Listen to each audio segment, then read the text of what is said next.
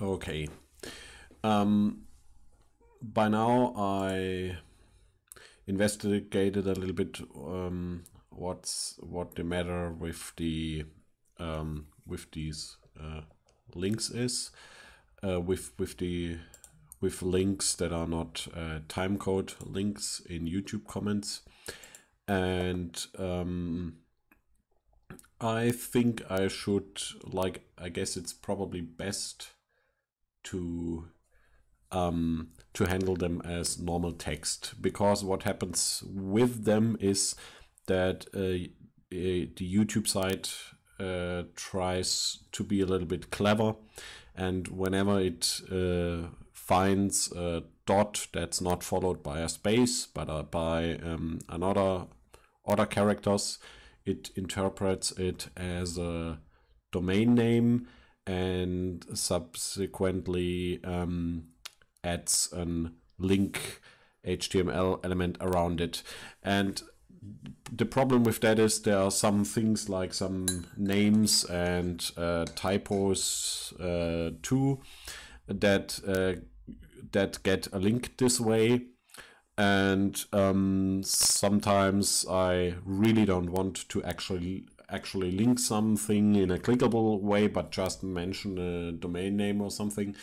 And YouTube tends to make clickable links out of each of these, which is pretty stupid, because like that's not an explicit link I set myself, but like their code that tries to be a little bit clever.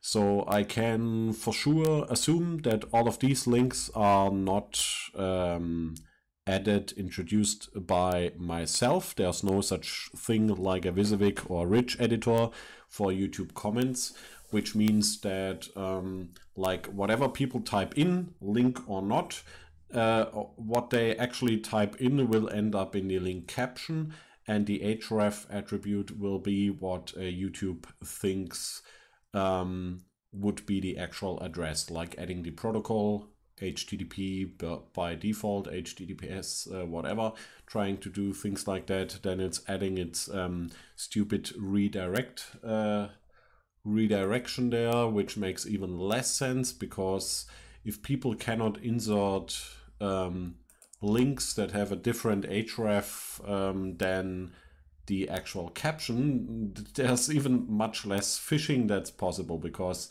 whoever wants to put in a phishing email, a phishing link there, needs to actually type that in as text and have like the linking mechanism pick it up because of the dot followed by characters. So that's not like, I mean, so therefore they obviously just use it for tracking, which is bad practice. But that means that I can easily like always assume that the non-timecode links, that they are just normal text, and I can get the text out of it from the actual caption of the link. That's basically the text. So let's at first be very explicit what I'm doing here.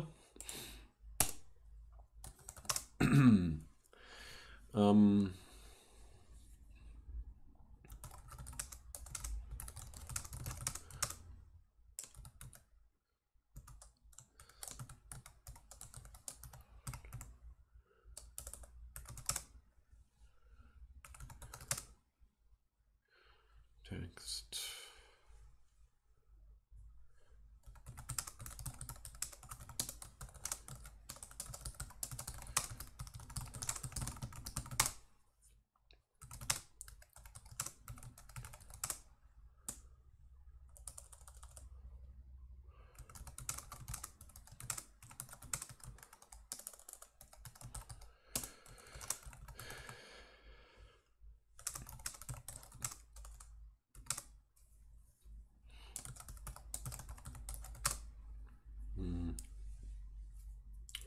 call it?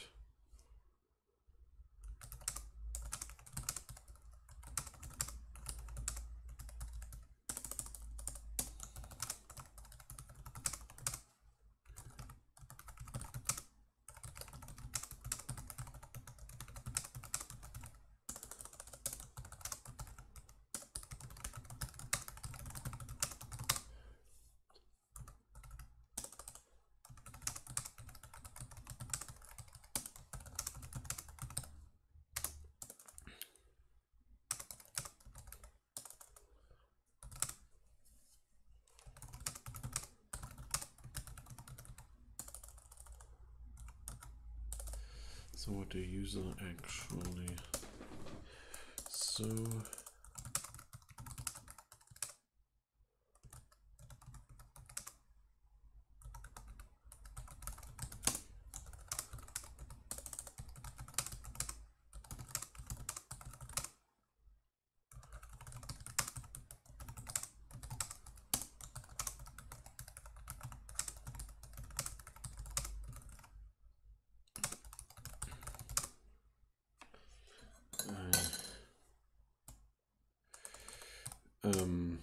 yeah, and sometimes the code, YouTube code, is obviously misinterpreting what the user typed. So that's something to be aware.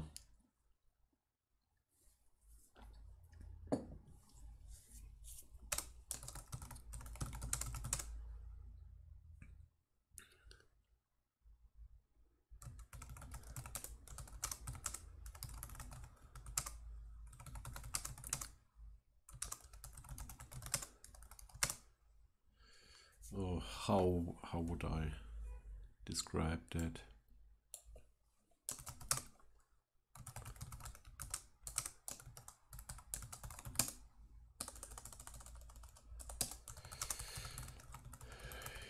The automatic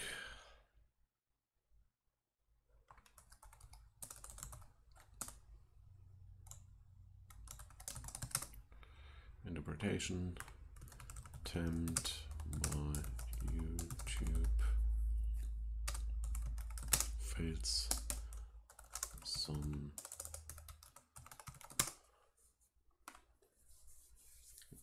sometimes. So it's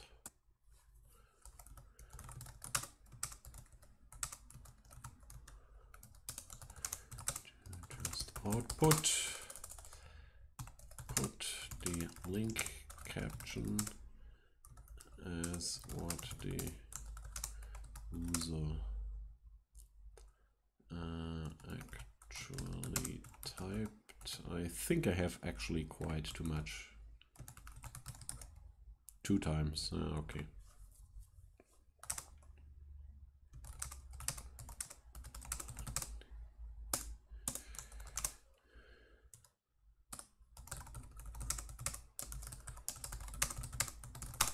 Oh, hi there. Hi. On YouTube, there's a well-known individual which is sort of like from the online video space, and if you want, I would very much like to explain to you what I'm doing here. I mean, if you care, because like as we all know, YouTube is a lot of crap, of course, and there's comment ghosting going on with comments. YouTube doesn't publish those. Usually they only publish 3 comments of mine, and my 4th, 5th, and so on, they never get published. I only see them when I'm logged in. So I finally decided to copy my comments from the feed link. There, if you're logged in, the feed link will be populated with your own comments that you write. I have 6 years of comments, and in like on the feed link of the website via Firebug F12, I'm copying all the XHTML nodes from the site, and I wrote now a simple like I have a StAX implementation, which is streaming API for XML. And I have that for some time now, which is like, doesn't need to load everything into memory like DOM needs to. So this is just like passing through the file, and you can react on the elements and do whatever you want then, usually producing a different output. So what I do, I like wrote a small program that runs through this mess, which is basically what they do for rendering on the website. And I throw away, like I ignore everything that's not part of the comments. So what I did so far, or basically it's all already finished. See, like this is the input, and I end up with this output XML file, which is basically I try to guess what the elements in the source file mean, what semantic meaning they have, and then I get to this cleaner output file, and then I hope to publish it independently on my own website, and also write some software, for example, that could do some Spotify indication where the comments fit into the chronological video stream and stuff like that. And or for example, like yeah, I don't know, I have quite some ideas. For example, I could put these into the web annotation format, which is an independent mechanism to just publish annotations for anything that's basically on the web. So people could, if they browse to sites, they could see the annotations of other people, even if the original server doesn't host or accept them or publish them. So there are some things like these, and that's basically all done. What I needed to do is from this first part here, extract the link to the video, extract the link to the actual comment, and also the title of the video, and then down there's the actual comment text. And the interesting part, what I worked on today, is the part to trying to find links that have these timestamps here, because they are very important to me, because I tend to reference specific sections in the video and comment on a specific statement or theme or something like that. And I needed to check for these links here, because comments can also include other links, and these are seriously messed up, because let's see, because some months ago, maybe even a year ago, they started if like, for example, like this is the name of the hypothesis website, and as you probably see, there's a dot and no white space behind it. So YouTube tries to be a little bit clever and automatically interprets text like this as a clickable link. I mean, sometimes it really is a web domain, but sometimes it is not, or just a typo, and then they make a link out of it, and they use this redirect mechanism here. So they assume that there's like the YouTube domain in front of it. So if I would click them, that would give them an option to track who visits, like not really who visits other websites, but how many people click on these links on their own comments, or if I publish it externally, I would really want to get rid of their redirection mechanism and go for the actual real link. And like, as you probably know, on YouTube you don't have a way to make explicit links. So this is just from their guessing what people typed. So I just decided at this very moment to ignore these automatic links and just go with what people actually typed, or what I typed in this case, because you know, if I cannot make links explicitly, I type HTTPS, domain name, path, and so on. And that will also end up in this caption here, no matter what magic they try to do to make it clickable. And That means that I never was able to make explicit links to websites I wanted to be clickable in the comment. It just means that I would preserve it exactly in the way I typed it, which is good enough for me. Yeah, that's basically what I'm doing. Yeah, as a small side project, and with like, who knows? I hope that it helps a little bit to do more hypermedia, online video, online audio work. And I didn't want to lose my comments I made over the course of 6 years.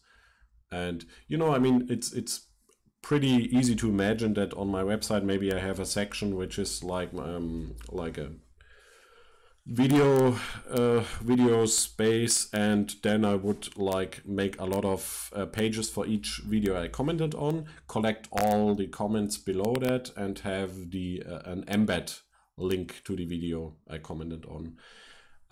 That's sort of what I'm doing here. And I mean, part of the problem is that this input, I needed to copy it manually while logged in. What I did try is to use their export, because they have an export, because they need to have for the data protection regulation, and that one gave me an empty zip file. So that's rather useless, unfortunately. Yeah. Okay. And the problem is, like here I have I'm using Restream. That means that I stream on Twitch at the same time, and the Restream can of course synchronize different chats, but unfortunately the YouTube one isn't connectable anymore. And I tried several things, but unfortunately your messages don't show up here. Bats TM, right? So that's too bad. I don't know what went wrong there. I think they changed something else. Sometime in the past it worked, but like my sort of impression is that like YouTube and Google gets worse every week by the week, right? I mean, now there's the Google Plus shutdown pretty soon, so yeah. So I'm a little bit suspicious. I rather try to get off. No. Okay, so if you have some questions or whatever, want to just say hi, like I will read your messages out loud for the people on Twitch and for the recording. Yeah. That's unfortunately all I can do at the moment. Okay. Attempt failed sometimes, so it's generally a good approach to just output the link caption. Forward should go to the ref attribute. Bats TM, by any chance, do you know or write C++?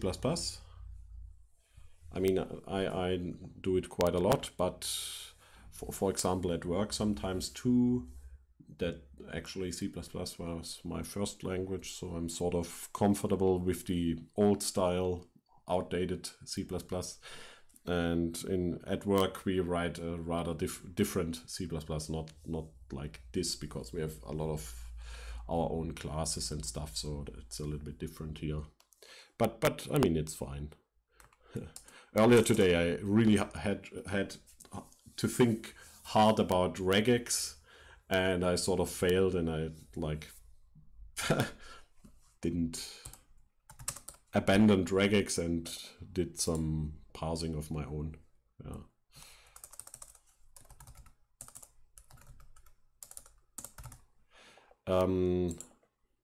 This is also an exercise in trying to write parsers for XML stuff, and also domain-specific languages. Not so much compilers, but yeah, parsing stuff and parsing strategies. Like BatsTM says that he's still learning C++. Yeah, so I mean, like, I'm not, my C++ is a little bit old, but if you need some help or something, you know, I managed to set up this machine for streaming, and I think the audio isn't too bad. My earlier streams, they were terrible in terms of audio. So we could also look into some C++ if you need or want to, right? I mean, I'm quite busy, you probably too, or if you have some specific problem or something. Yeah. But I guess you probably have other sources. I don't know if you're doing it for school or if that's like Code Academy or something, or tutorials or a book. I learn best from books, but sometimes you're stuck, right? And then maybe just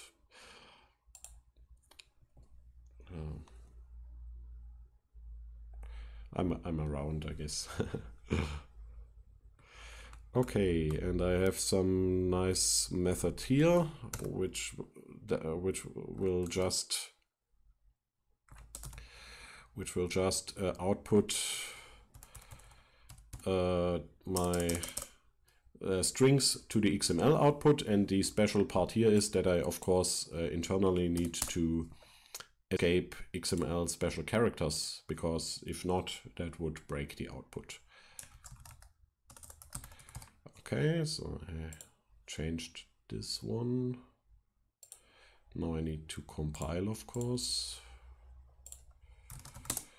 On this machine here, or in general in this setup, I'm not using any integrated development environment or something like that. Just plain old editor and standard tools on GNU Linux.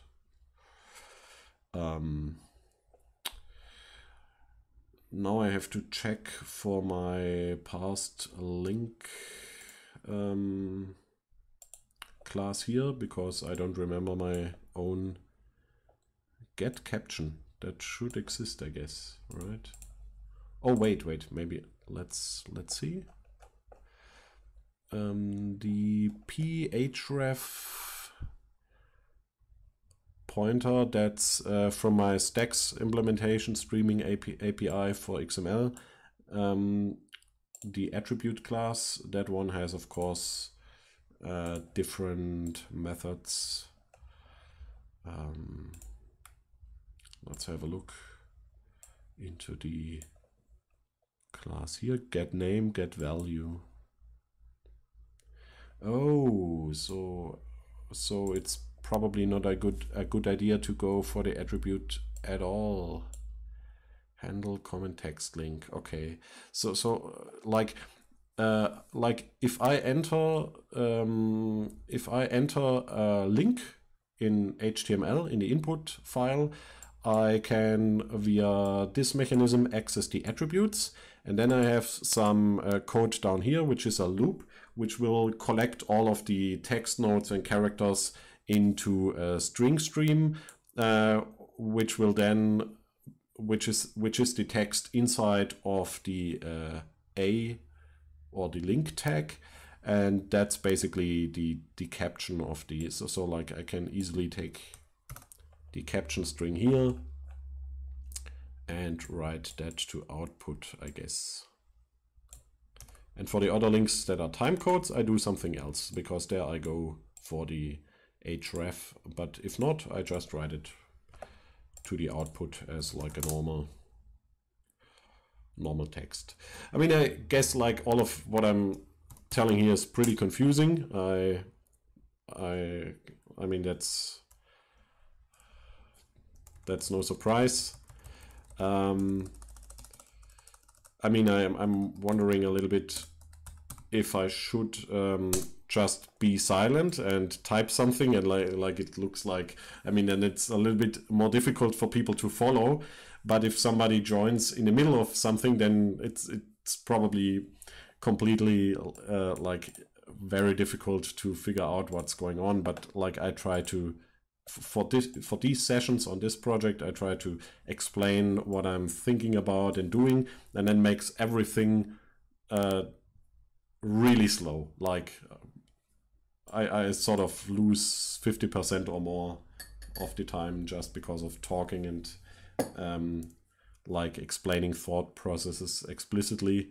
But I hope, if you know, like I'm recording these and streaming these because maybe the idea is that if I'm discussing something like any of this with somebody, then I can point to the video if somebody's interested ever in these kind of things. And the hope is, of course, to find people who are interested in sort of XML parsing or online video stuff, or extracting and rescuing your comments from YouTube. Okay, but like the code compiled, actually, it also ran, so I can refresh the output. And now I cannot see. Oh wait, I refreshed the input. Too stupid. Okay. Okay, now I cannot see if there's if there's a change, but I think I can search for hypothesis. Yes, this one usually YouTube would interpret this as a domain name and therefore make a link automatically out of it. And I just ignored the link that's in the source and just wrote it to output as a simple text portion. Okay, so that's fixed. And now I have one more little thing to do with the code as it is for now. In between the last stream session and this one, I run my program over my actual input file, because this one here, that's just a small example, because I needed to limit it a little bit, because I also comment on videos that are unlisted, right? So I would basically leak URLs to videos that are unlisted. So I try to avoid that and like only prepared these ones here, which are actually public, so there's no leakage happening here. But this is of course only a small selection of all of my links. So I ran it over the full file a few minutes ago before I started the stream, and I noticed that I was a little bit too paranoid and too strict in one case, because depending on how many links there are for each comment, the semantics of the meaning of these links change in terms of, you know, the website I copied this from. It works like this, that YouTube has a piece of text which says something like, you commented on this video at this time, and the comment is in response to that video. So all of these, there are 2 or 3 links like this, and depending on if there are 2 or 3, it's either links to the original video, to the original comment, or the link to your reply to a comment that already existed by somebody else. And so this is what I do here. Oh no, that's not actually, is it? Oh no, that's not this section. Wait a second. It's here. If I have 2 links, I do this here. And if I have 3, I need to do that one. But I noticed that I also have the case that I have 0 links. And that happens if I commented on a video and somebody, like the uploader, made it private afterwards. So what the comment feed website does is, it doesn't provide any more links to the original video anymore.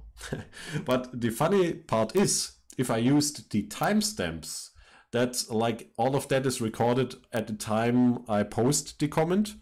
So in there you still have the link to the original video, which then if you click on it, it says it's unavailable. But basically, that's a perfectly normal and legal event here. And in here I have a runtime exception, which sort of stops the whole program and says, sorry, I cannot, that's an exception, is basically a crash of the application, except that with try catch, I I output them as a proper error message and then exit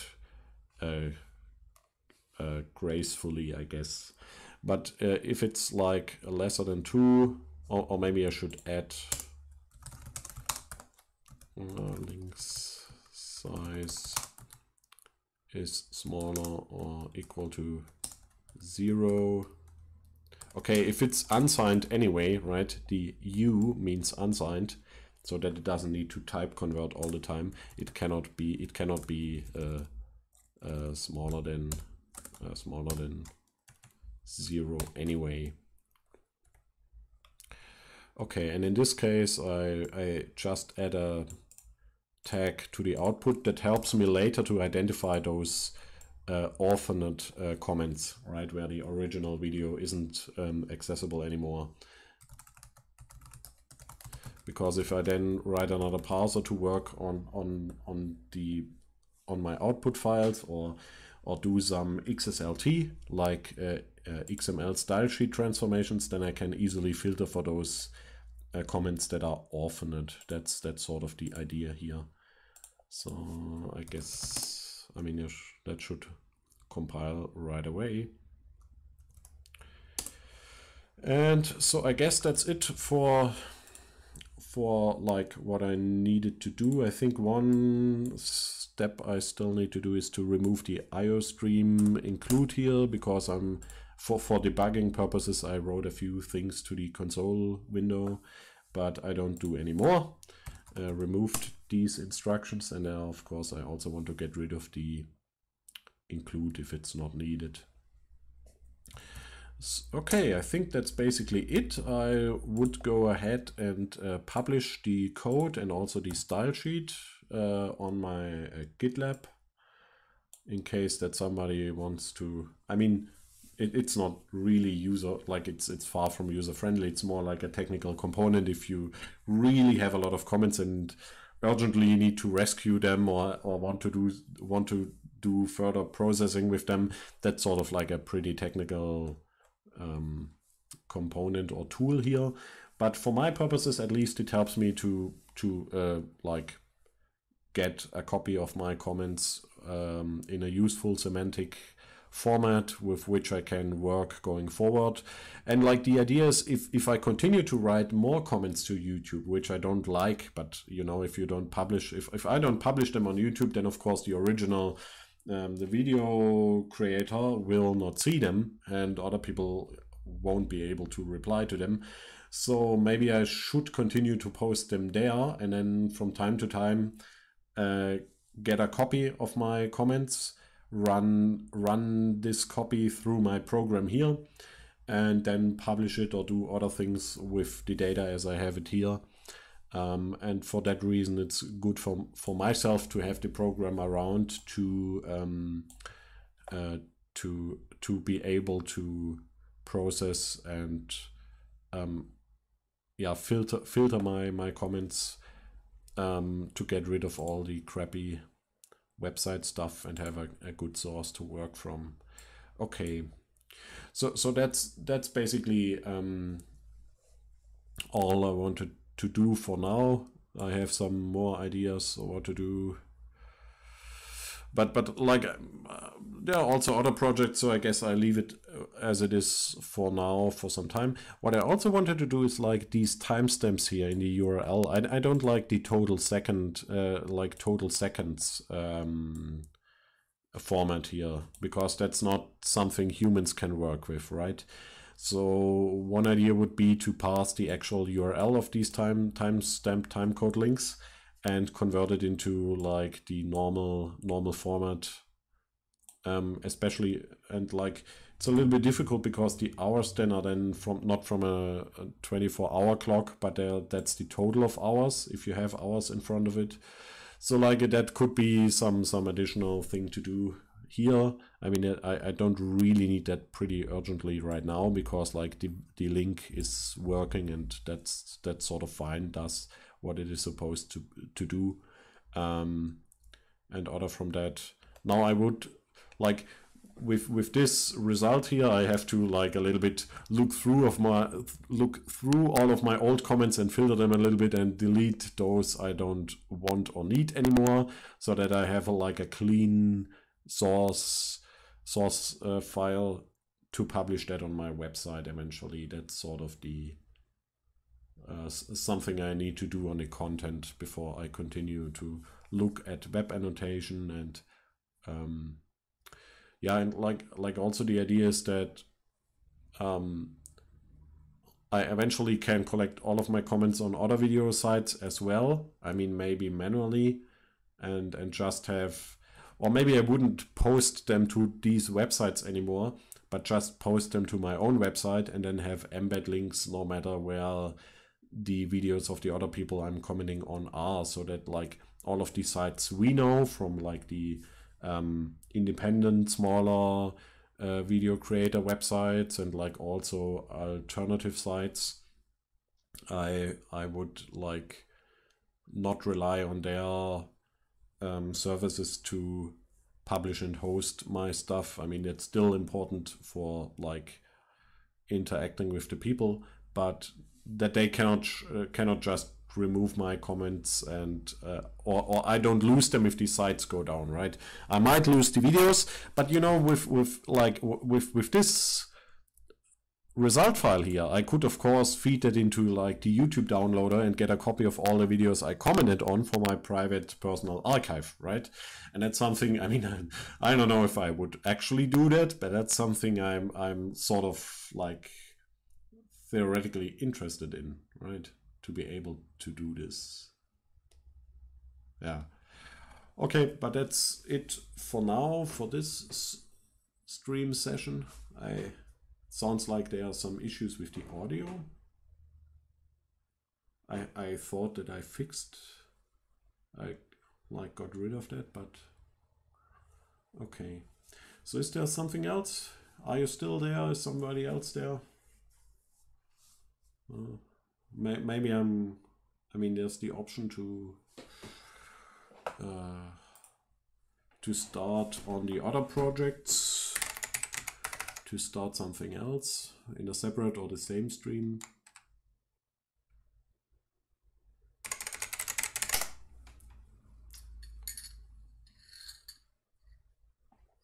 Okay, let's have a look if there's something.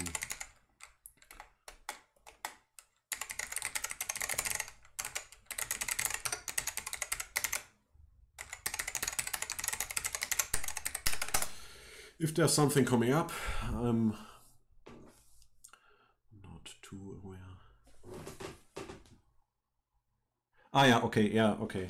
That's it. It's great that you are on Twitch as well. That makes I also think that Twitch has much better quality than the YouTube stream for some reason.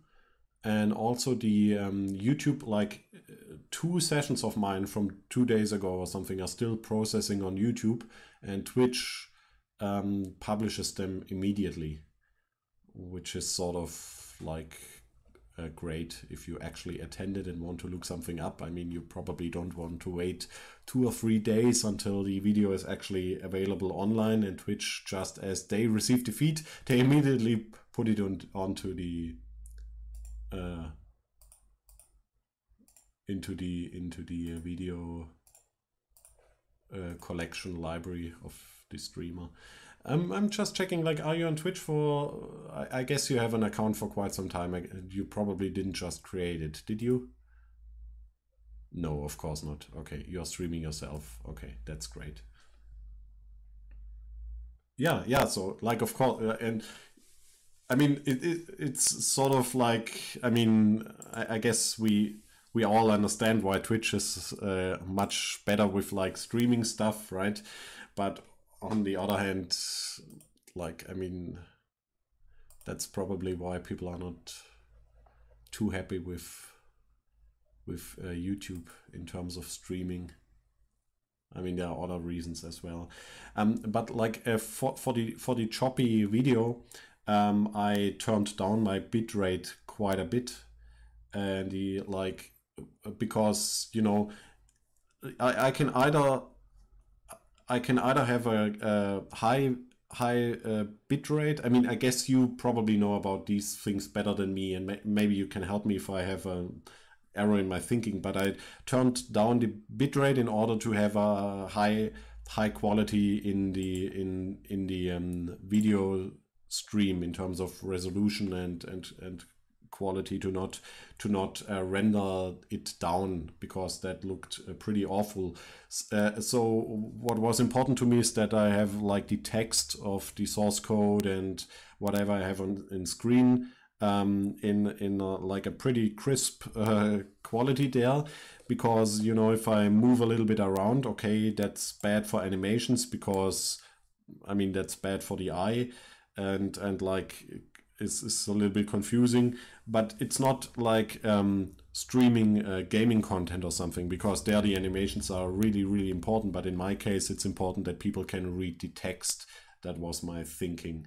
And I and you know, like with the webcam, of course, that's like, I guess that's not really important, right? The webcam, I mean, I like, that's not even really needed. I mean, some people like it, but I just have it in for, you know, it's, I don't know, like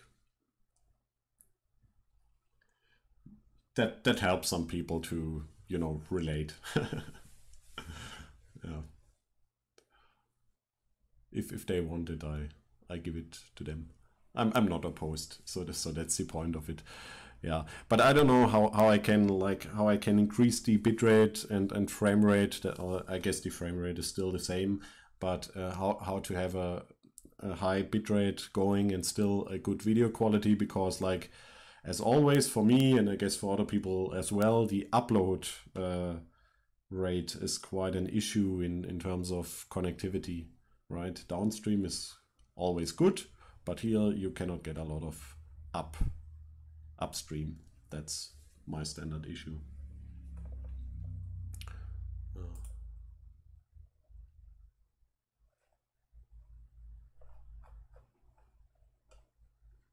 Okay, okay.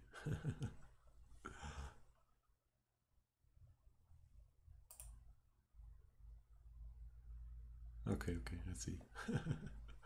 I'm just checking out your Twitch. And I'm wondering a little why I didn't subscribe yet. But you know, it's so many sites, right? So like, sometimes I miss to I don't realize who's on what. Yeah, and that's like, I mean, usually I don't even care about the quality too much, as long as the text is sort of more or less readable. But on like what Twitch is doing there in terms of video quality, that's pretty good, as far as like, in terms of what I like, I'm perfectly fine with that.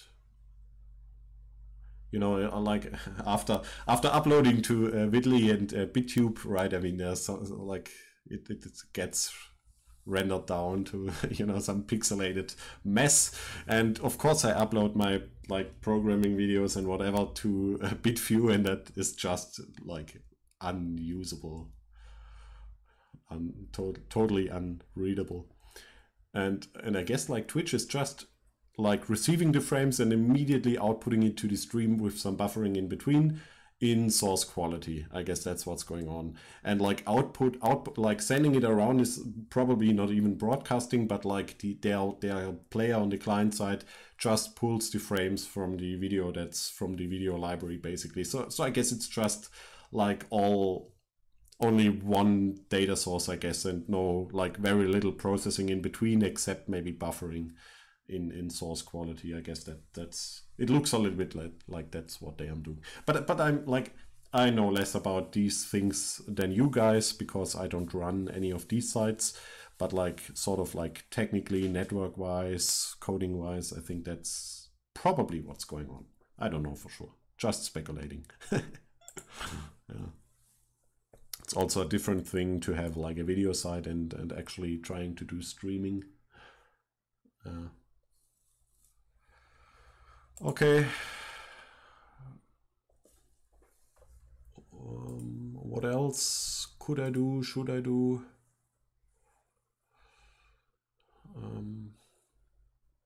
Yeah, there are some another project coming up.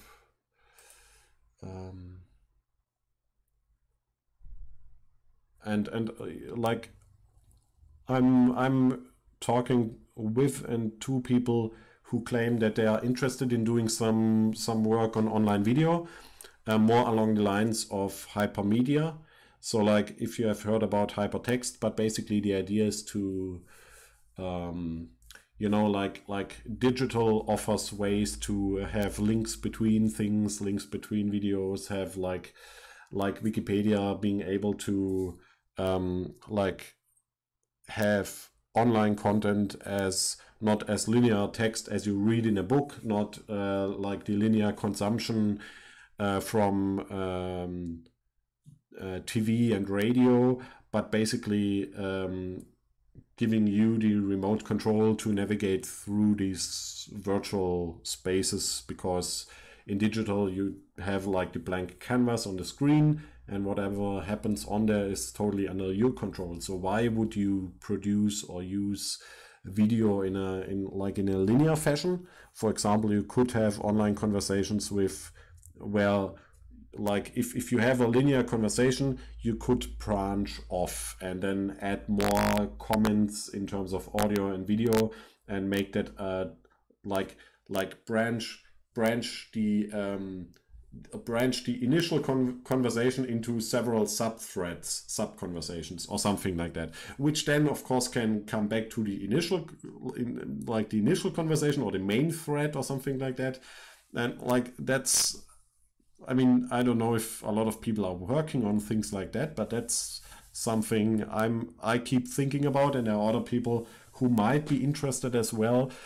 So I'm not too sure if some weeks or months in the future I'm going to try to experiment and prototype along these lines a little bit, but maybe, right? So that's something I would want to use for myself. I mean, I would love to have such a system or site that does it this way, because like uploading linear video and like these online conversations and calls, they are always dependent on time zones and scheduling, and all the people need to meet at the same time, no matter where they are on the planet, and not everybody has time at the exact same moment and stuff like that. And if you could do it asynchronously or branch off, and you know, like I don't really know yet how it would look like or work, but I have some ideas, of course, to explore. Yeah. I think other people have as well, but that's why I need to talk to them and find out.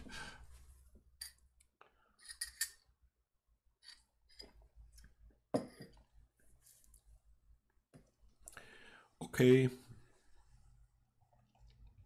So I think I'm now going to publish this piece of code to my GitLab.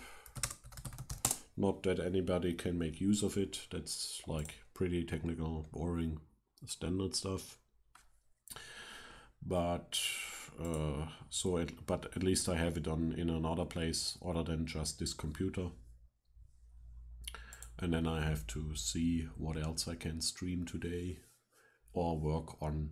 I mean, some of the projects I need to do on my own, not streaming them publicly, because yeah, some of it is a little bit much more messy than this one, or is working on sort of personal or not really confidential, but like data you probably don't want to broadcast to the world. Okay, so thanks for joining.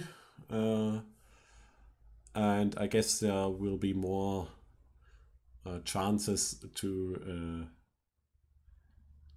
like observe the online video space and what's going on there, and probably do projects as well. So then until next time, right? Goodbye.